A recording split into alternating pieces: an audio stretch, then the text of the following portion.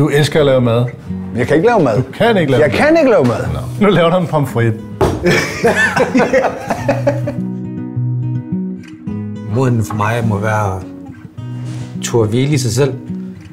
Turde være sig selv i virkeligheden. Præcis. Ja. Ikke gøre sig afhængig af andres mening. Nej. Den modenhed, vi praktiserer i vores familie, det er jo det der nærvær, for eksempel ved maden. Når man prioriterer familielivet frem for alt andet, så er man jo moden. Når man synes, man bliver brugt på den rigtige måde.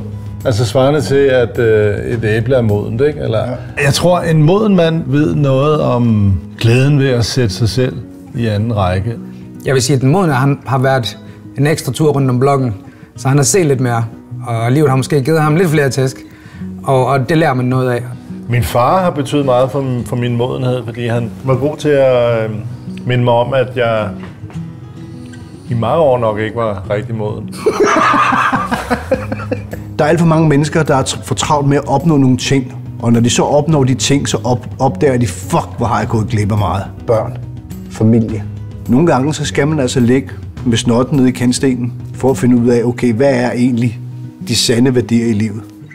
Der var faktisk et tidspunkt, hvor jeg følte mig utrolig moden. Det var, da jeg skulle ud til svigerfamilien for at høre, om det var okay, at jeg giftede mig med deres datter.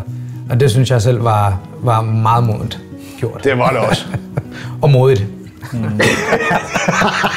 Du vidste, de sagde nej.